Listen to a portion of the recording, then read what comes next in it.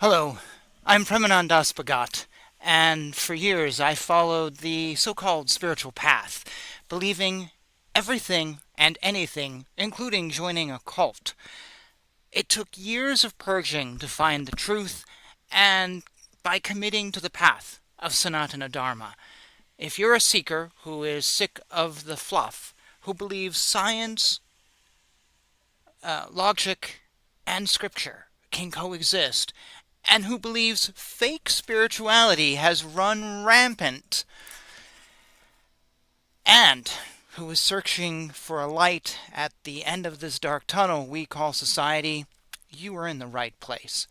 I challenge lazy philosophy and speak directly to seekers' daily struggles. I'm not here to entertain, even on guitar, but to provide thought and a life of Dharma. So, welcome to my show. I actually do play guitar. They don't just sit here, but I'm not the greatest player. Uh, I should pick up my bass, of which I'm much better on. But I'm enjoying playing it this weekend because yesterday I was sick. And to just pick something up and strum was hard. And when I finally got out of bed, the first thing I did was pick this thing up. And it's just nice to be able to sit here after being sick and in bed until noon. So today I wanted to talk about that. I want to talk about physical illness and how it can prevent us from doing little things like just sitting playing guitar or reading a book. And it can also prevent us from developing our spiritual life.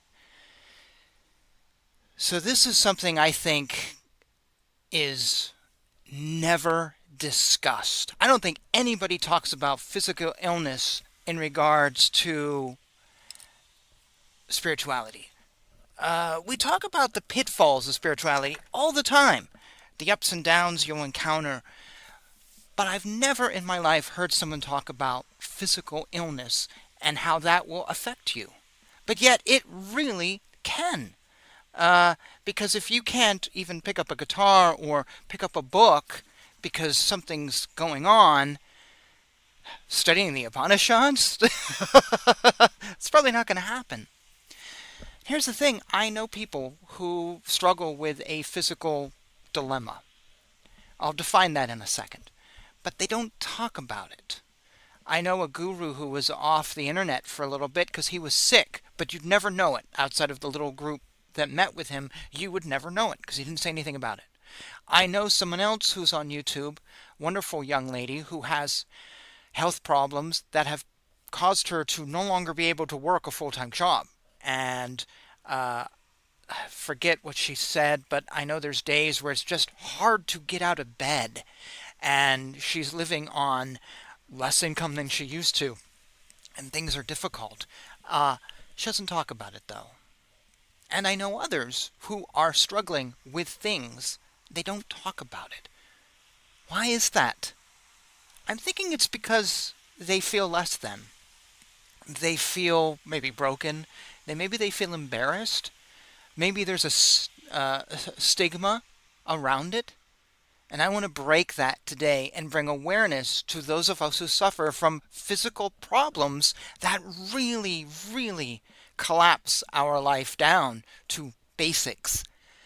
We need to discuss this because if we're going to talk about the spiritual pitfalls and we're going to talk about how to grow in your spirituality, to ignore those people who are struggling to get out of bed, that's such a entitled position for us to take. And so I want to talk about physical illness today and the problems that it has and just bring awareness to it. I don't have any solutions and I'm only going to be speaking from my own personal point of view. Everyone's situation is a little different. So even if I had solutions, I think they'd be hard to do because everyone's situation is different. Before I do that, just a few little housekeeping things. First of all, the chat window is open in today's show, so if you're watching this live on YouTube, feel free to dive in. If I don't respond immediately, it just means I'm not seeing it or I want to finish my thought. If you have a physical issue and this prevents your spiritual life, feel free to put it in the comments down below on whatever forum you're watching this show. Let's bring awareness to this huge issue. Or you can write a private email to me, and if you want, I'll even share it online if you want, anonymously. And we can share some other points of view of how spiritual life is not a breeze when life is difficult. So, first point. The second point is I will not be discussing mental health today. I'm just focused on physical body issues because this is the thing that I have experience with. So if you have any sort of mental or emotional issues, it's not that those aren't equal to this. They are. I just don't want to speak on them. So that includes anything from a learning disability to, I don't know, autism to maybe something like Down syndrome, which is both physical and mental. It could also be something where you're just in an emotional train wreck and you're seeing a therapist. So any of those things, it's fine. I will say I am certified on some level to do CBT with people. I took a bunch of classes on CBT psychology years ago. It's not something I do anything with. It was just for my own personal benefit in learning more about psychology because I have sort of this fascination with Wilhelm Reich, who was a student of Freud's.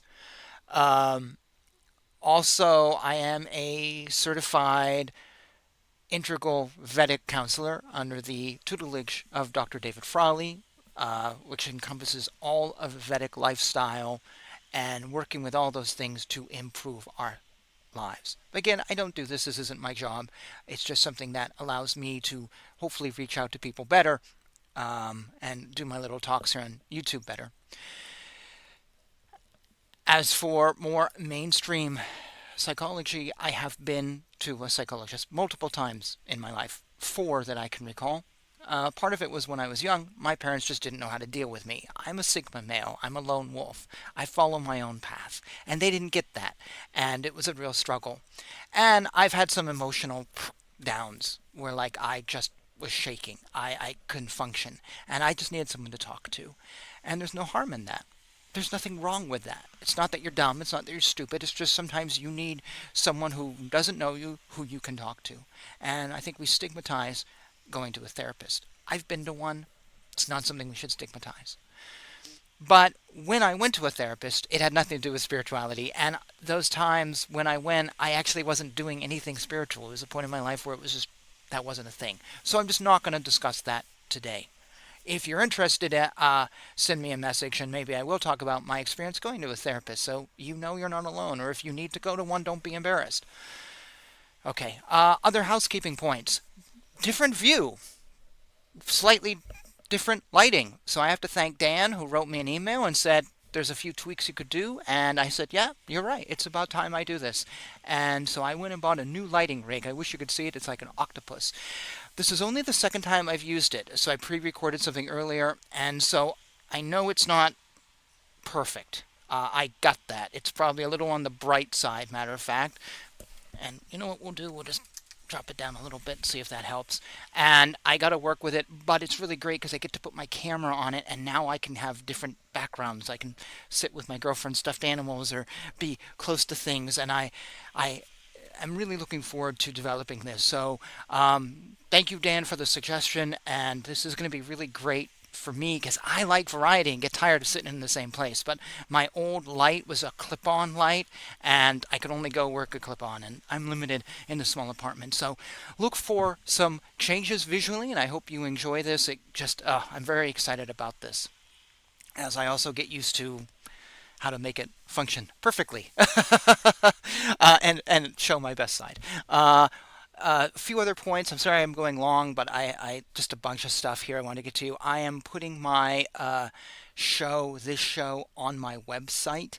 I created a page for it. It's in blog style. So every time there's a new show, you'll just see a little photo and a summary of what I discuss in that show. And then the photo links directly to the YouTube video. It's not up to date yet. It's just a very slow process of putting all 162 shows up. I'm only on like 28 because it just takes me a while and it's tedious. but at some point it will be up to date, and then the show will just go on automatically.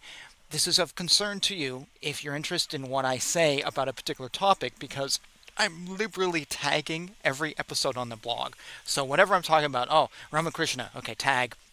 Vivekananda, tag.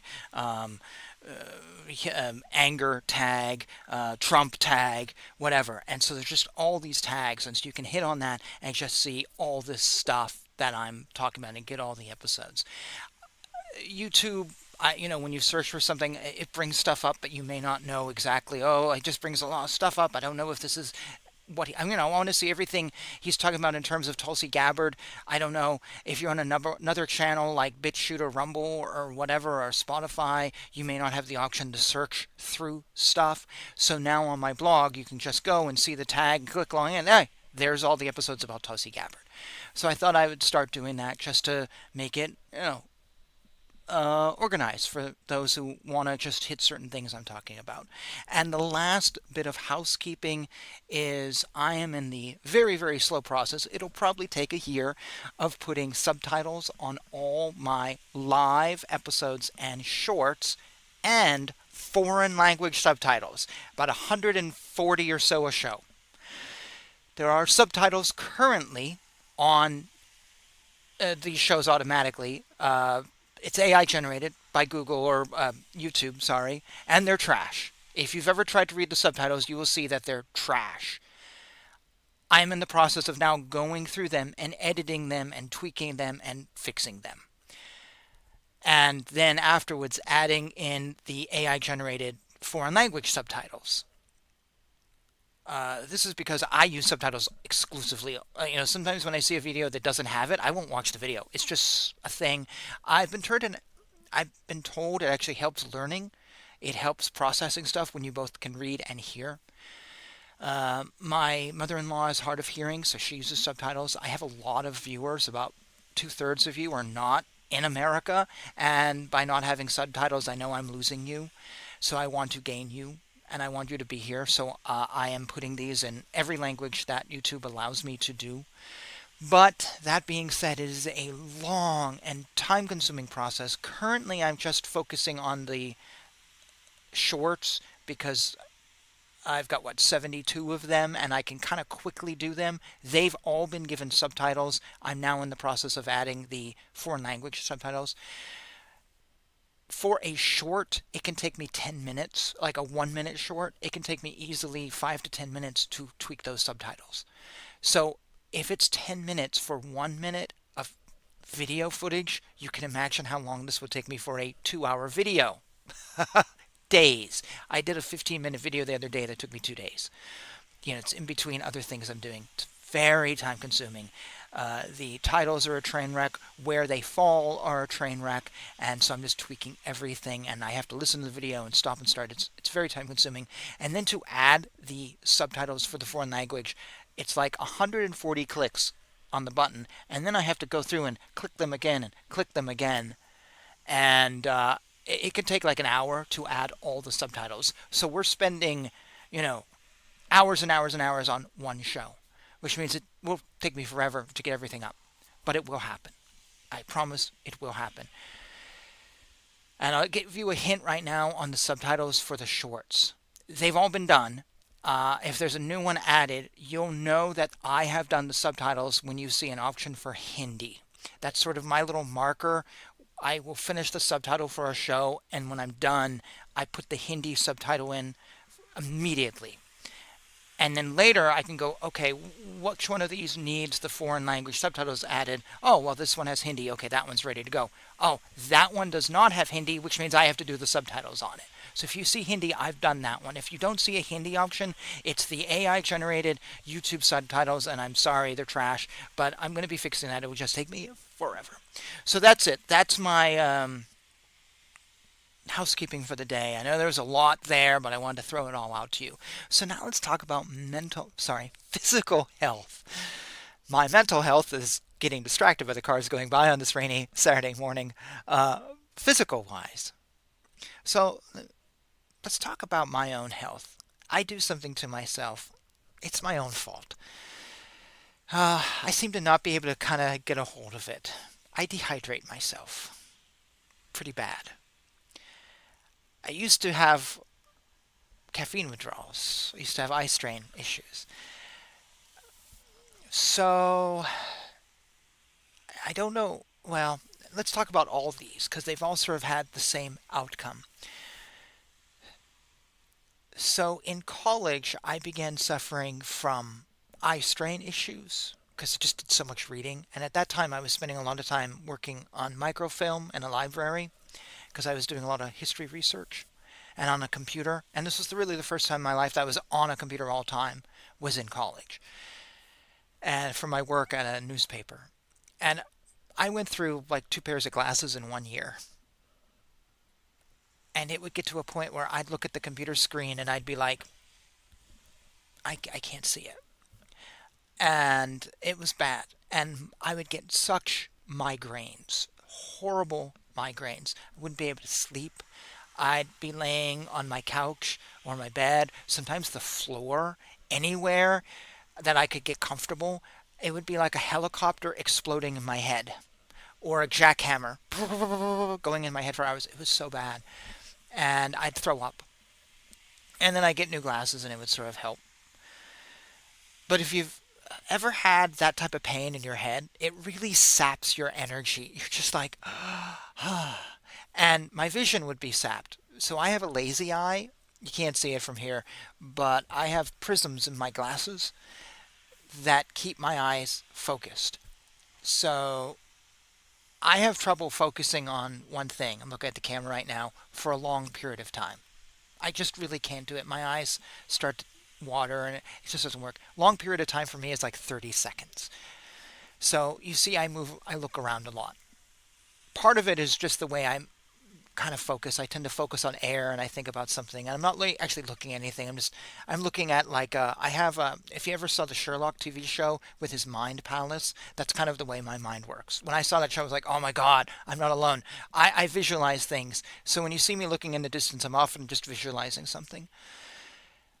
But I also spent a few years in Japan where looking at someone in the eye can be insulting. I'm used to not looking at people in the eye. I find it very uncomfortable, actually.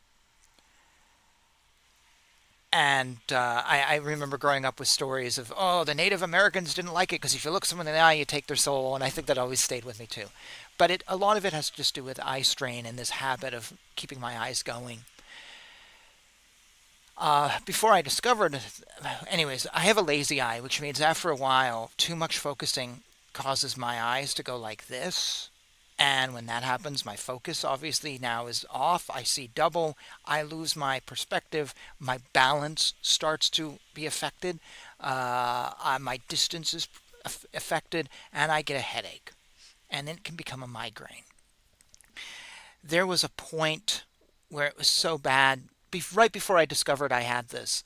I used to have these eye doctors. They didn't diagnose it for years and years and years, and then one diagnosed it, and then another gave me bifocals, and he says the bifocals make it worse. You have to do this. You have to do whatever, whatever. But I remember when it was diagnosed, it was like, oh wow, I immediately see a difference having these prisms. But I used to get migraines all the time. I've had glasses since the sixth grade, and it was just horrible. I'd come home and I'd be like, oh, and it would get to a point where I would stop doing things uh, because I just couldn't focus. My eyes just couldn't focus on stuff. Where sitting watching a TV 20 feet away was too hard to do because I've spent all day looking at a computer and now my eyes are just like, I can't do this. And I've learned sort of signs like I can tell when my eyes are beginning to get tired now. And so I know I have to stop what I'm doing. Otherwise, I'm going to be sitting there with my eyes closed later. Now, part of this eye strain also means that I can't focus on things and I have to shut my eyes for a while. I also become super sensitive to light. To watch, I can't come home from work and watch TV. It's gone. My focus is gone. I remember in New York, I used to love going to Broadway shows, but it became too difficult to focus on someone on stage. So I had to stop going to the theater. I literally, to focus on someone on stage, it was hard. I'd have to look all around after a while. And this was before I discovered I had bifocals. So I would get this major eye strain that would land me with a migraine, and my eyes are closed. I'm laying in bed or something because you can't do anything with a headache, and it's and it just doesn't go away. And if it's at night, maybe you can sleep it off because it usually would go away by morning because you rest your eyes. But just imagine what it's like where if you open your eyes and it's sunny out, it's just painful. You can't focus on anything. So sitting there reading a book is just not going to happen. So I can't read a book when my eyes are killing me. My head hurts to the point where I just want to die. So what do? You just lay there, cover your eyes, and you just lay there. And, you can listen to stuff. You know how hard it is just to do anything? I want a cup of coffee. Or I want dinner. I haven't had dinner yet. I'm starving. But the kitchen lights are killing me, and my balance is off. And I just feel like shit. I can't even function. I can't even get something to eat right now. And if you're living alone, that's really tough. So what do? There's not much you feel like you can do. So imagine then, like, oh yes, I'm going to thus read the Srimad Bhagavatam. No, you can't read it. If you open your eyes, they hurt. You can't focus, and your focus is shot because of your pain. Kind of the only thing you can do in moments like this is chant. I found when I used to have eye strain, I used to chant. That was it. Hare Krishna, Hare Krishna. Oh God, oh God. It was really hard. The other thing I've suffered from is I got coffee addiction, caffeine addiction at one point. I don't know really how it happened. I used to, in New York, I would get a cup of coffee a day. I didn't have much food in New York. I lived on a real starvation diet because I had hardly any money. Sort of like a one or two meal a day sort of lifestyle. So a cup of coffee for me was huge. It kept me going. So I'd have a cup of coffee in the morning. And I didn't know this at first, but on Sundays I didn't work. And on Sundays I would get a migraine that would kill me. And I couldn't figure it out. I'm sitting at home. I'm on my computer or whatever. I don't feel tired. My eyes aren't off. Why am I now laying here wanting to die with a migraine, like when I have the eye strain? I used to tell this to people, and they're like, well, have you thought about going gluten-free? And I would say, well, it was only on Sundays that I would get migraines between the hours of 2 and 5. And they're like, oh, okay, I don't want to talk to you. That's weird. No, it was a caffeine thing. I discovered this when my roommate went off of caffeine for a few days. My body was so wrapped up in this drink because I just didn't have enough nutrients that caffeine was huge. And so Sundays for like a year, every Sunday, by between the hours and 2 and 5, I would be down, laying on the bathroom floor with a pillow under my head, actually under this part of my head, and I'd lay facing down. I'd apply pressure, and I would lay there and lay there and lay there and want to die. And my eyes, even though the eye strain hadn't kicked in, would be sensitive to light, so I wouldn't be able to see anything. I'd have to close my eyes, and I would put the pillow down just far enough here so I could breathe, and so I'd be laying on the ground like this for hours, and the pillow would keep my eyes closed. And I'd be in the bathroom where it was dark. I'd just lay there and lay there. And I'd feel horrible. And it was funny because my head would hurt, my eyes would be sensitive, so I couldn't open my eyes. I also didn't like sounds, so any sounds really bothered me. Now, I had a roommate who was an asshole and would turn the TV up and sit there watching the TV, and it'd be like, ugh. And he used to turn it up and the speakers would tweak, and there's nothing worse than hearing speakers tweak when you literally can't hear anything. And he'd be like, I'm going out for dinner, you gonna come with me? Well, what's wrong with you? Why don't you come out to dinner? I remember once I had to go to a show. I was going to see Sophie B. Hawkins, and I could barely stand up. I didn't know immediately it was caffeine addiction. It took me a year before I discovered it was caffeine, the caffeine addiction that I was having. I didn't realize this, which was a miserable year, to know that every Sunday, my Sunday was dead. Every Sunday I knew that I couldn't do anything in Sunday afternoon because I'd probably be on the bathroom floor. So how do you do anything when you're laying on the floor? Sounds are horrible. You can't open your eyes. Your head is killing you. You want to die, and you don't really have any energy to move. How do you practice any sort of spirituality? At the time, I was really into Adi Da, and people were just like, think of Da, think of Da. It's really hard to think of something when you feel like a helicopter's exploding in your head. Eventually, I discovered this was a caffeine addiction, and then I started overdosing on caffeine. I went on I went from 1 cup a day to five, and I had to get those five between a certain hour. Like one had to be between the hours of 1 and 2 o'clock. If it was 2:30, I'd start to feel sick. I'd be sitting at work going, "Oh God, oh God, I can barely function." Um, I would fall over. I would literally just start to collapse. I wouldn't even know it. And it was really bad. And the reason I worked through this and got off of drinking coffee that much was because I'd be out with somebody and I'd be like, I have to find a cup of coffee within the next hour. I don't care if we're in the middle of the desert. I have to do this. That's not fun where you have to regulate your life around getting cups of coffee. And I was with this young lady who was really sensitive and she was okay with that. But there were times where I was sitting in the car and we're driving back home and I'm like, I'm going to die. And I would just lay in the bed and she'd clean the house. And eventually I'd feel better. And sometimes if I drank coffee, if I wasn't too bad, then it would perk me up.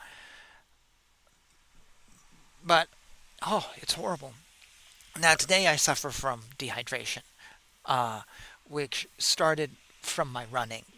When I started marathon running, which I've talked about in a few videos, I don't drink enough. I'm struggling to drink as much as I really need to. I just feel like if I have 1 can of something, that's, you know, it's not a can. No, it's not soda because I don't drink much soda, but let's just say a can. You know what a can is like. And I drink that in an hour. That's kind of like all I can drink. Anything more than that literally starts making me feel like I'm going to throw it up. Yet I feel like sometimes I need 2 cans in an hour.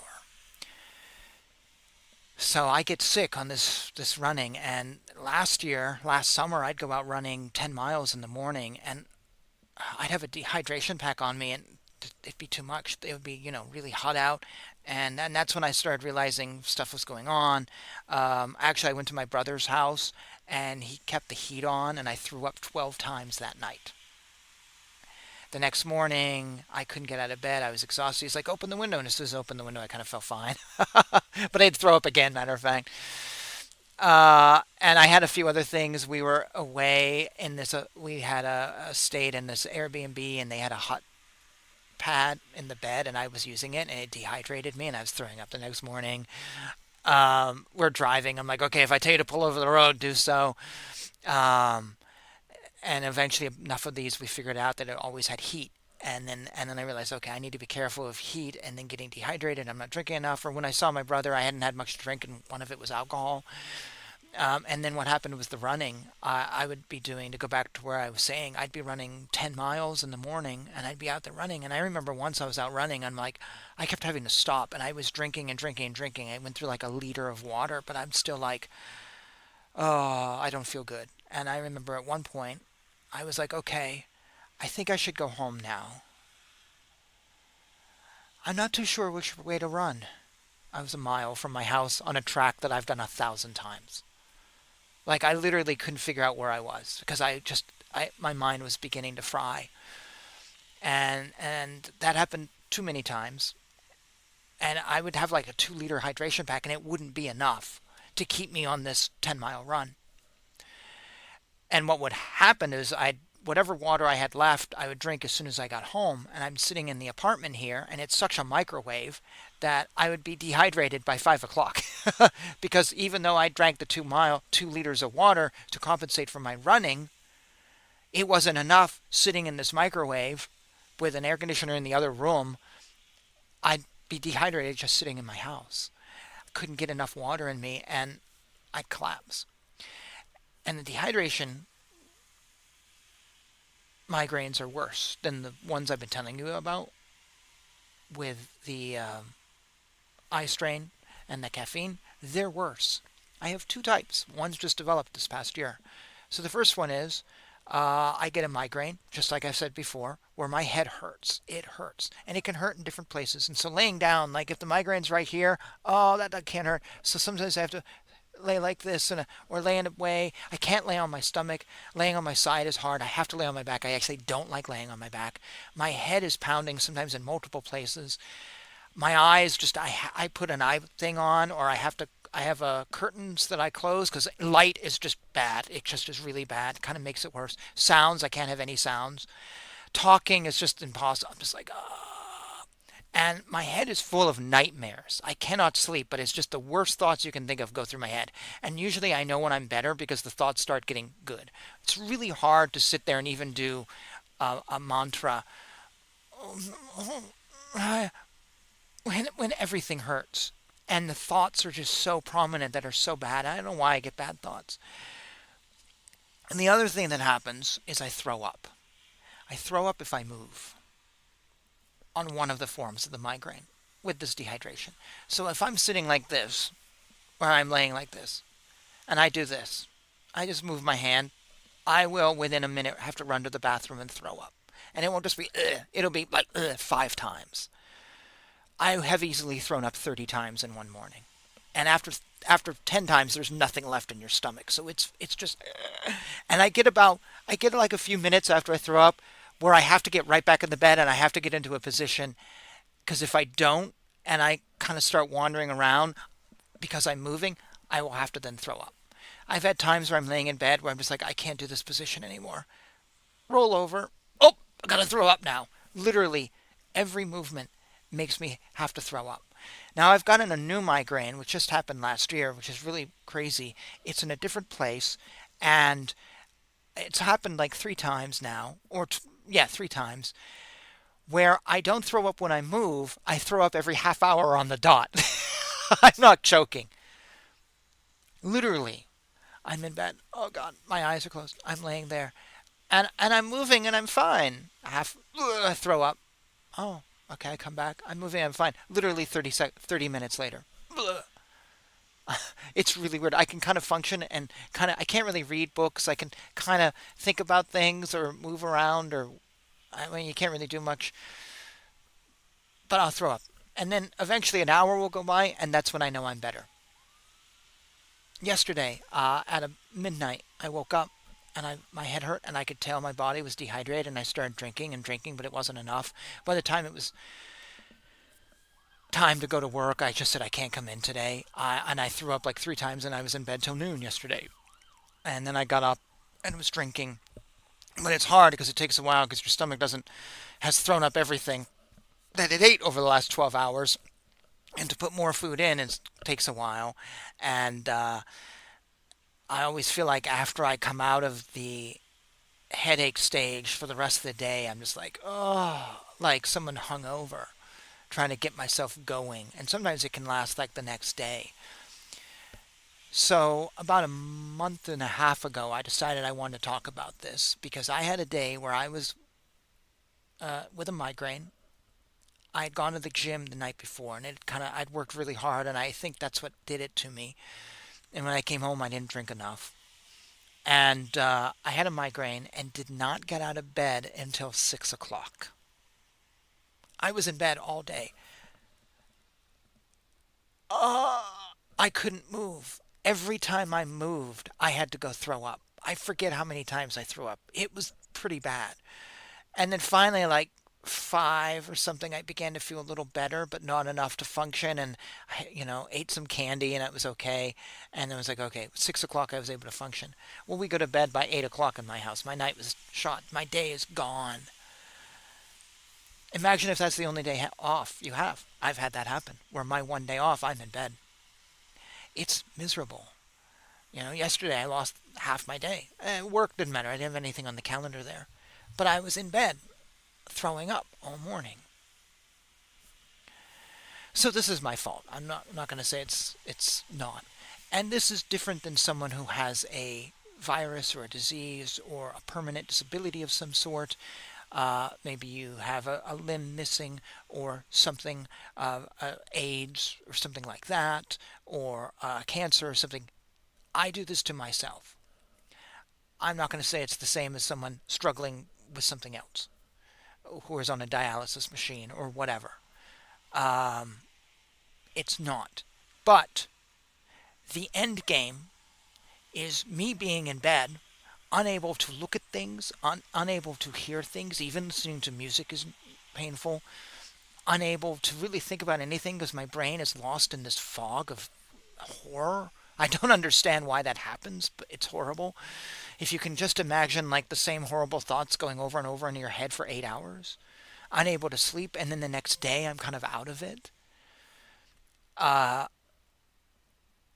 Folks who have other problems I know are dealing with that same type of situation where you can't get out of bed, you can't go to work, you can't have a job, uh, you have maybe a caretaker, your brain is messed up. Maybe you have something that puts you into an emotional spiral where you're miserable, you're depressed, you're feeling less than, you're feeling suicidal. Maybe you have something where physically it is just hard to function. Eating is hard. Like I said, it's not the same as what I go through in my own stupidity of trying to figure out my body. Uh, but the outcome is a situation where just getting through your day can be hard. If I'm in bed till 6 o'clock, I don't have much time for anything else. I'm not sitting there thinking about Krishna. I'm not sitting there even chanting. It's really, really hard. You're not sitting there watching YouTube videos. You're not doing anything. You're literally laying there. In my case, I'm just laying there. It's like a dead person. It's miserable. Because again, let me change the YouTube channel. Oh, I gotta go throw up. Literally, it's just like that. I just moved my hand. I have to go throw up now. I have to go sit in the bathroom, puking. But there's nothing in my stomach, so it's just going to be miserable. And then I come back and I'm shaking, and my teeth are chattering. And the noise from the YouTube, I can't watch YouTube because I can't open my eyes. And I can't hear it. So you're just laying there. Spiritual life is hard when you are in that state. Because even to, and I've tried this, even I've thought to myself, well, there's a way of meditating when you're laying down. Let me see if I can do that. Okay, let me get into a position. Oh, God, I just moved. Now I have to go throw up. All right, well, and I get back, and I'm laying there. Let me see if I can just regulate my... Oh, this is really hard. It's it's not... Even meditation is hard when you're in absolute pain.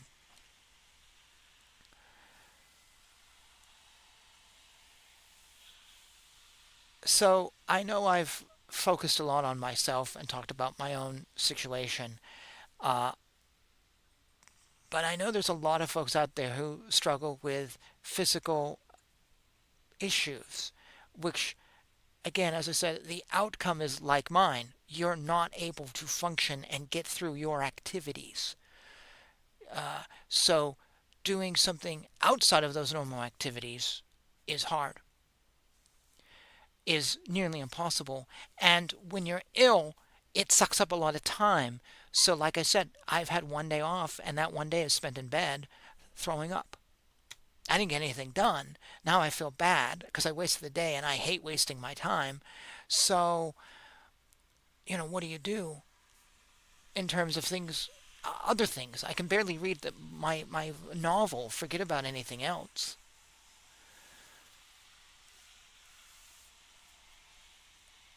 I really think that this is a major pitfall when it comes to spiritual life. When we talk about spiritual life, we just make the assumption everyone's in great health. Or we say, well, pray for your health. It's what you got. But we ignore the fact that a lot of people don't have that physical health to rely on. We're completely ignoring the fact that that is one of the bigger pitfalls. We're just assuming everyone's good who's into this. A lot of people are not good. Actually, I have to backtrack. There are some religious people who do talk about physical health. The ones that come to mind are Christian scientists. The Christians who don't believe in doctors. Last time I went to a Christian Science church 10 years ago, half the group was old people. Everyone knows that church is full of old people, and they don't believe in doctors, and they're sick, and they're going there to pray to God to heal themselves with very little success. That's what that church is about, really. That's how it was founded. Mary Baker Eddy hurt herself, she prayed, she got better, and she started a religion around it.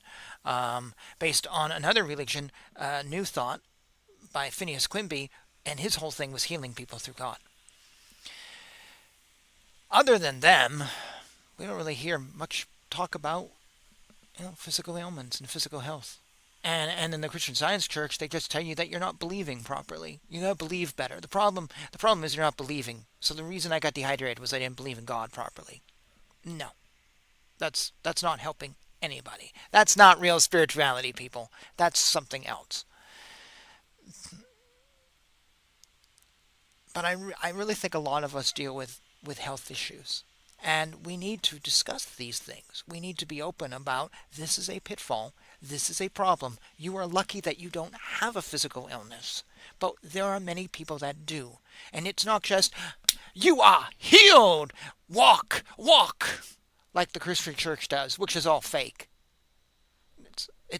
It's not how it is. I wish someone could come into my bedroom when I have a migraine going, "Oh, your migraine is gone. Jesus has healed you. Please put money in my tithing jar." God, I would be happy. I'll give you $100 that minute if you can heal me like that. But it doesn't work like that.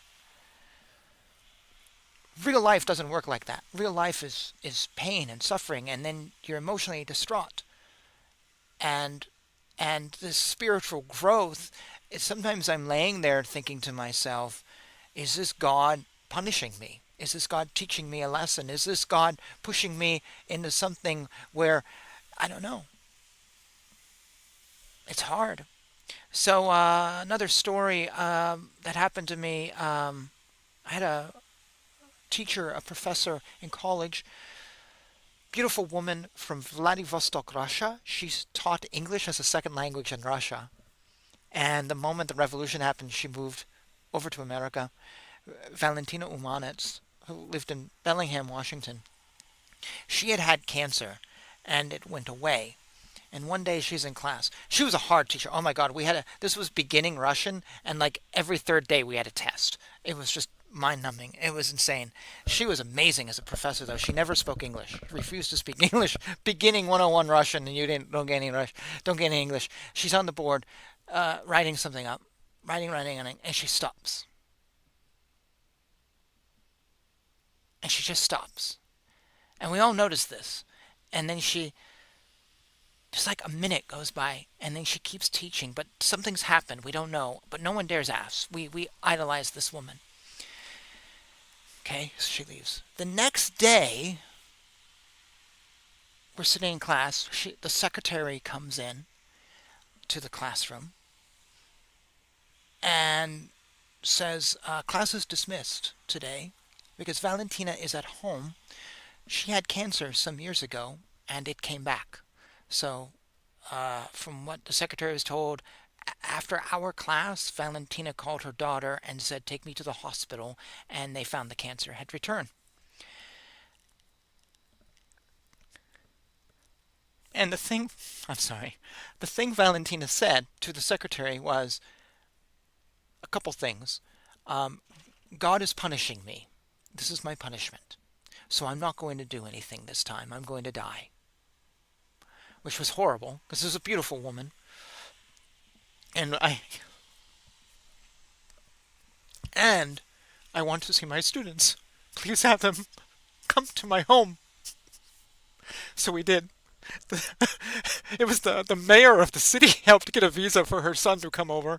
It was actually his house she was renting. We went en masse. And I sat next to her on her deathbed, and she looked at this video of a thing we had done, and she talked about Pushkin, and her family had food cooking, and I sat next to her and tried not to cry. And then I went home and cried. I didn't even make it off their front porch. I was just crying. And they canceled class for like a week, and then the other Russian teacher came in and took over, and he said, "You all get A's because I can't replace her. So we're just going to finish this course, but I wouldn't. I don't think it should be. I think we should just end the course now and you all pass.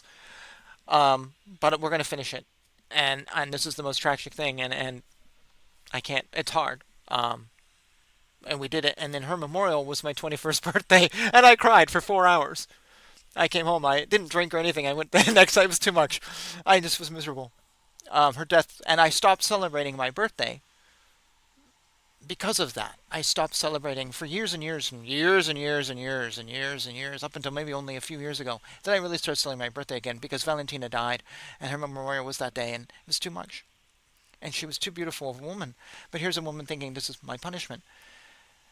That is the level, and the reason I tell this story is that is the level of the mental thing that can be happening to us when our physical body is falling apart. She very well might have been healed from that cancer had she wanted to be. I'm sure she probably could have been. The medicine here in America was better than in Russia. This was what 2000 late 1990s. She probably would have had a few more years, but her mental health was there of like I'm dying and this is it. I'm just going to deal with it. And I heard at the end she was just almost comatose in bed.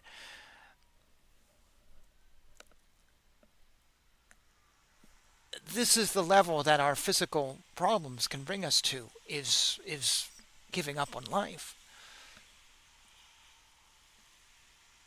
But do we discuss this in our talk about spirituality? No. Do we discuss having suicidal thoughts in our discussion of spirituality? No, not really. Do we discuss feeling so bad that we think God is punishing us and thus we want to die?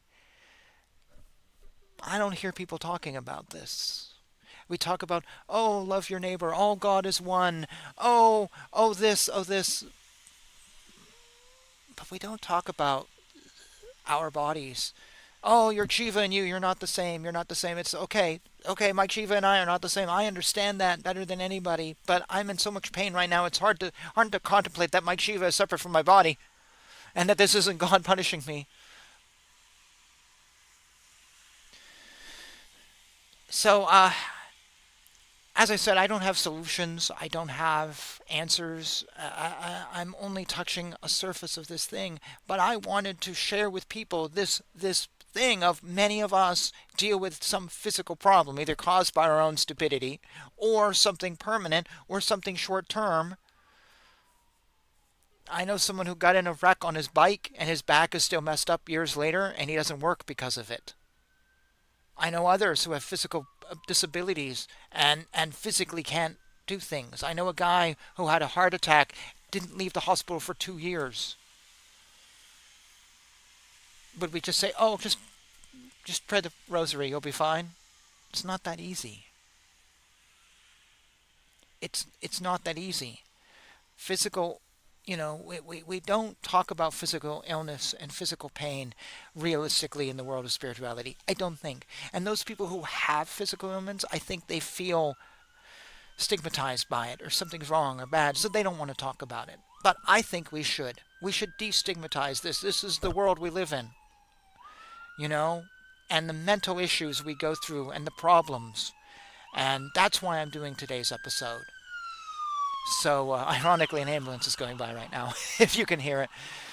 But I really wanted to talk about how bad it can be for some of us, where you're just a mummy. You can't do anything, and you just want to die. It's miserable. And spirituality, and it's just you can't even get something to eat.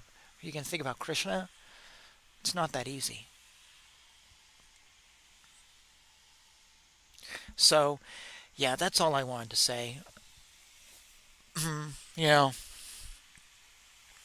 I just wanted to bring light to this unspoken of world of pain and agony. And as I said, I'm only touching on the subject with my own experience. Um, Otherwise, I'm totally fine, you know. But this dehydration thing messes me up. The caffeine thing doesn't anymore. But it's like, well, yeah, we don't talk about sometimes the real problems we are dealing with in the world of spirituality, which we think is talking about the real world. But yet we ignore some very, very real problems. Yeah. Anyways, that's all I wanted to say. Thank you for joining me on this talk today, and thank you for being a part of this journey on my channel. Please subscribe, like, comment, all that stuff. If you don't want to watch it on YouTube, as I always say, I broadcast this on other things. I understand not everyone likes YouTube. I also do this in case I ever say something controversial and they ban me. uh, BitChute, Rumble, Spotify, lots of podcast sites. If you wish to support my channel, uh, I have a website where I sell lots of books. This is one of them. This is a first in a mystery series that I've written. The second one is being edited as I speak. I'm actually also working on a novel right now. I have a bunch of books I've written. Most of them are music related because that's a passion of mine. Uh, but that's a great way of supporting me if there's something here that you like. You can also donate regularly through Buy Me a Coffee. Regular donations are helpful. I will mention your name and thank you profusely in any way I can. Uh, I just spent over $100 on a lighting rig to try to improve the show. So these little things do actually help and make a difference. Uh, and I wouldn't mind getting a better camera or other things that might be needed. And I've gone through what four microphones and three cameras, and it does cost to do this. So if you wish to support me and you don't want to do more than just subscribe, maybe there's a book you can buy from me. And if not, you can donate money. And if not, you can just subscribe. And if you don't want to do that, then just thank you for being here. Really, I'm not really selling anything. I'm just saying if you want to show support, and believe it or not, I'm the same way. The things I really like, I do actually show support on. I'm wearing a T-shirt underneath this shirt of a rock band that I like, that I ordered. Bought the album at the same time. I have a jacket of this rock band. I bought a T-shirt at a concert the other week, and T-shirt concerts are really uh, concert T-shirts are really expensive. I spent $50 on a shirt for Reverend Horton Heat, but you know what? I wanted to show the support. You can't see it, but there's a sticker of them on my bass too. I wanted them to show the support. I even bought two CDs from Linkin Park this year because I wanted them to have the support. So I support people that I like. I buy their stuff or something. So I'm not telling you to do anything that I don't personally do. Okay, with that, I think I'm done for the day. Thank you for being a part of this. I'm actually going to go record some music now on this rainy day after I get lunch. That's my goal because it's nice feeling good. Because yesterday, literally, I was in bed till noon, and then I was reading my book for the rest of the day and trying to drink. And I got a drink here I need to work on so I don't get dehydrated again, and just trying to get myself back in the shape. And so it's like not just through noon that I was sick, but through the rest of the day. Um, so yeah. Anyways, I thank you for being here. Uh, Please share your thoughts down below. If you don't want to share openly, email me. And with that, I'm just going to say Jai Shri Krishna, Om Namo Narayanaya. All the best to you in your spiritual journey. Thank you for being with me on mine, and may we enlighten each other. And thank you, Dan, for the suggestion for the literal lights.